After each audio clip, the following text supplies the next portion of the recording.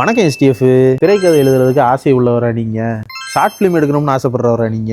Insta டிக்டாக்ல reels பண்ற beginner இன்ஃப்ளூயன்சரா நீங்க? அப்ப இந்த வீடியோ உங்களுக்காக தான். உங்களுக்காகவே திரைக்கதை எழுதுவது எப்படி அப்படின்னு சொல்லி தாரகை இலக்கிய வட்டம் ஒரு ஒர்க் ஷாப் ஒன்று நடத்துறாங்க. இதுல வந்து திரைக்கதை எழுதுறது எப்படி, ஷார்ட் ஃபிலிமுக்கு என்னென்ன தேவை, ஒரு படம் எடுக்கிறதுக்கு என்னென்ன பேசிக், ரீல்ஸ் பண்றது, அதை அப்லோட் பண்றது, அதுக்கான பேசிக் எல்லாமே வந்து ஒரு ஒர்க் ஷாப் நடத்திக்கிட்டு இருக்காங்க. இந்த ஒர்க் ஷாப்பை யார் நடத்துறாங்க அப்படின்னு பாத்தீங்கன்னா, 2 இளம் தலைகள், மில்லேனியா மோஷன் பிக்சர் சிங்கப்பூரோட ஃபவுண்டர் அண்ட் சிஇஓ திரு யாசர் அவர்களும், சின்ன திரை இயக்குனர் அண்ட் உளவியாளர் திரு சார்லஸ் பிரபு அவர்கள் இந்த ஒர்க் ஷாப்பை நடத்த போறாங்க.